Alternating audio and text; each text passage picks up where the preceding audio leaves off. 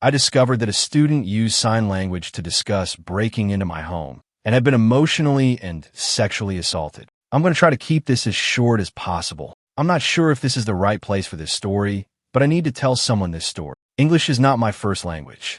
I'm an art teacher in the Netherlands.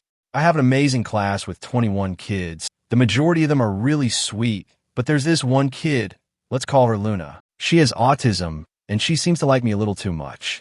She would do her best to be extra nice to me and would defend me whenever one of her other classmates weren't listening or being rude. As far as I know, she doesn't do this with her other teachers. She has a friend group of about 3 others which she always sits with, and whenever they talk, there's always one of them that looks at me. It gives me the feeling that they're talking about me, which is kind of creepy, but I guess as a teacher you can expect it. I have always kind of got the feeling that Luna likes me. For Valentine's Day, she bought a rose for me anonymously, but I know it was her because of the handwriting on the card. On Monday, she was always earlier to class than the rest, 5 minutes earlier than class started, and she would be slow with making her work on purpose so she could stay after class with me. She would also always tell me stories about things at home that she doesn't like about her family and other stuff. She would also very often come into class with bruises and other injuries, but that might be for another story, and she would just be overly nice to me. I would never call her out on any of it because I thought that maybe I was just delusional and it was just her being different, but here comes the actual part on why I'm writing. Last week, I was teaching them, and Luna and her friends were speaking in sign language. Usually, they would just be talking, but Luna was sitting alone on the other side of the classroom because she and her friends were being quite annoying. I know sign language because my brother is deaf, but I never told the class this, so they didn't know. Apparently, Luna and her friends were talking about me. How Luna wanted to find out where I lived. She does know the town I live in and wanted to break into my home and do things. I can't really go into detail, but that's one thing I heard. I also found out she's stalking me on my way from work to the bus stop and on social media. She also fantasizes about me, and I heard many other things that I can't really say here. I haven't gone to work since because I don't think I can work at that school anymore. I feel bad for Luna that she doesn't see me in class anymore, but I don't want to risk any. What do I do? Should I go back? I have no idea why I'm even posting. I'm just so creeped out, and I have no idea what to do. Edit. I have seen people complain about my spelling and some other things. I'm 21. Luna is 12. I was writing this on my break with my other job, so that's why a lot of things are a little weirdly written. I have also never posted on Reddit before, so that's also why. Edit 2. I'm going to talk with her tomorrow at school. Edit 3. No, I'm not going to talk to her alone. I'm asking 2 others to join us. I could update you all tomorrow, but seeing as many people refuse to believe that my story is true, I'm not sure if I'm going to. I'd rather not get more hate. Last edit for now. Best I can do is update in 2 days. Tomorrow I'm going to talk with Luna. Thanks to everyone relevant comments. If this is real, then you have an obligation to report it and the bruises. I have reported things that have happened to Luna's guide. Let's just say that her guide isn't exactly the best person ever. I am reporting it, but Luna's guide doesn't really care for her students and refuses to do it. From Oop, not trying to be rude, but I didn't say I was a male teacher. I'm a woman. Update.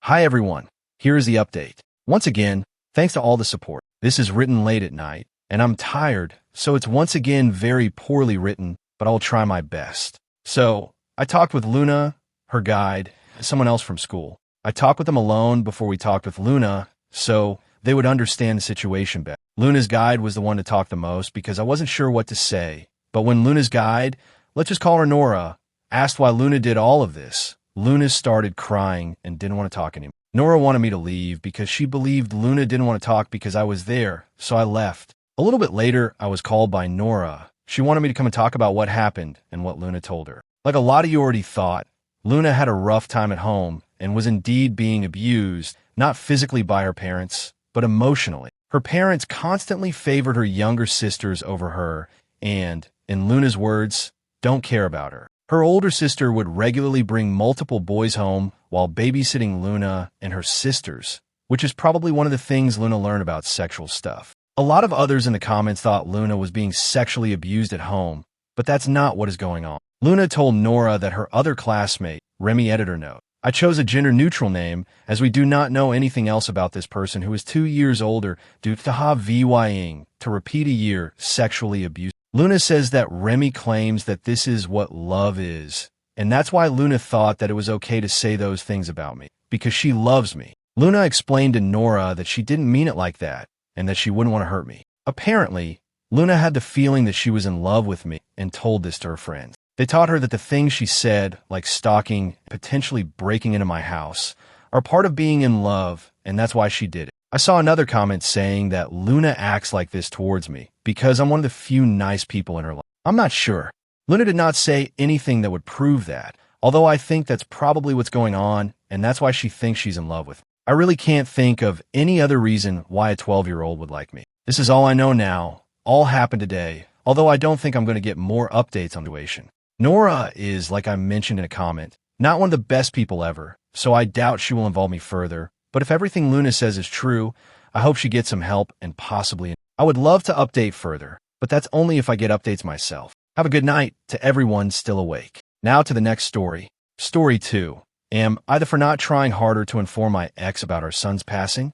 Now I'm being accused of hiding it out of spite. I apologize in advance for any formatting issues as I'm on my phone, and this is a throwaway account since my ex follows my main. My partner and I, both 28 at the time, had been together for 4 years when I found out I was pregnant. Initially, I didn't want to go through with the pregnancy because my job had promising opportunities for advance, but after many discussions, we decided to have the baby. At around 20 weeks, just after finding out the baby's gender, my partner disappeared. He stopped answering calls and messages, and I eventually found out through his mother that he had moved back in with her, feeling overwhelmed by the situation.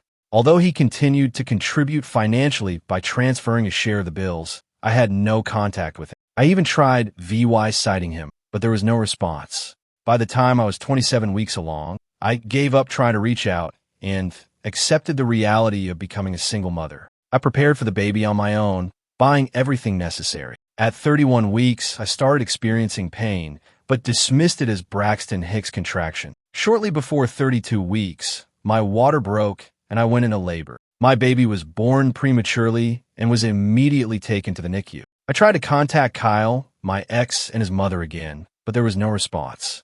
Less than a week later, my son passed away due to complications from... Once more, I attempted to reach my ex and his mother, Leah VYing voicemails and messages, but still heard nothing. The following weeks were a blur, as my parents helped me arrange the funeral. They also tried to contact my ex and his family without success. Eventually, I stopped trying.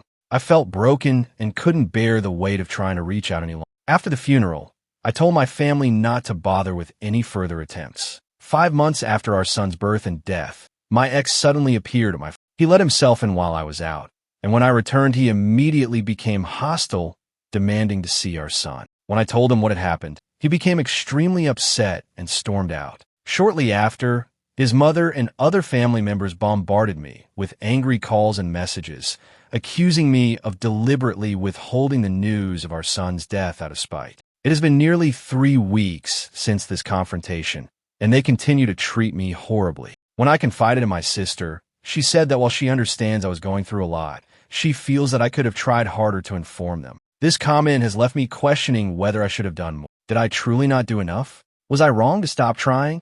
I lost my son too and was struggling immensely. I'm not sure if I'm in the wrong here. Edit. Thank you all so much for your responses.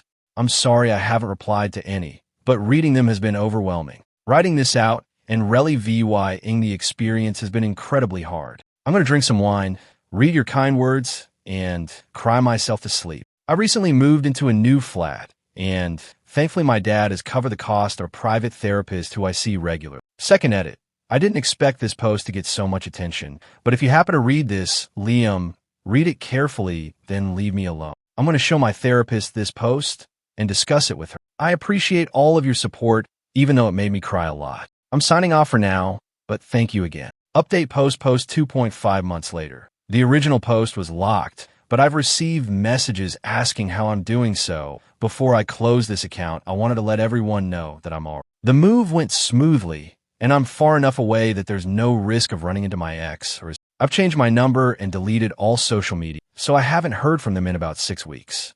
My sister apologized for her earlier comments, but our relationship isn't quite the same. I'm still in therapy and trying to move forward. I sit son's grave when I can, and thankfully my ex and his family don't know where it is, so I can do so in peace. Thank you all for your support. I found myself citing the pre-VYS post many times over the last few months, and it has helped more than I can express. This is my final update, and I'm Leah VYing this account now, but I want to say thank you again. Relevant comments when asked to clarify what her sister said or was thinking.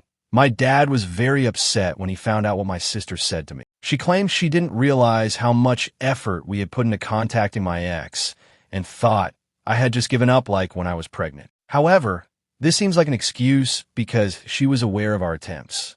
Although her apology seemed genuine and she has since criticized how my ex and his family have behaved, our relationship remains strained. Final update 8 months later. I had forgotten about Reddit until I was clearing out some apps for phone space, so I thought I'd give one final update before saying goodbye. I wish I could say everything is amazing now. New job, new partner, and all that, but it's nothing quite that exciting. I moved into my new flat last year, and it's nice, though I had forgotten how expensive it is. I'm managing, though. I had to get a new job, similar pay and role to the old one, but my ex doesn't know where it is. There was no dramatic encounter or anything. I just wanted a fresh start along with my new. As for dating, I haven't felt ready to get back into it. I'm taking things one step at a time. My relationship with my sister remains limited LC. Although she apologized for what she said, I still feel hurt, especially knowing she occasionally still talks to my ex. It's not some dramatic revelation. She just chats with him if they bump into each other, but it still stings after everything that happened. I'm still in therapy and even doubled the length of my sessions around the 1-year anniversary of my son's passing. Thankfully, my ex didn't show up at his grave when I VY sighted, or at least not when I was there. That VY sit was incredibly painful, and I spent several days afterward just crying and drinking. It was a tough time. My dad has been my rock throughout all of this. I'm still paying him back for all the support he's given me, though he waves it off whenever I mention. We've developed a lovely Sunday morning routine of drinking tea, catching up, and maybe watching some F1 together. It's simple, but it means the world to me. Overall, life is calm, which is a relief. No drama, no contact from my ex or his family, and no major life changes, just one foot in front of the other. I reread everything I posted last year and re-VY cited many of the comments, and I want to say thank you again. I was in a really dark place, and it was hard to see that I wasn't the VY lane in this story. A mix of therapy and all the comments helped me come to terms with it. So thank you all. This is my final goodbye. Take care. Everyone, thank you for watching. If you haven't subscribed yet, please do so and hit the notification bell to stay updated with more shocking real-life stories happening around you.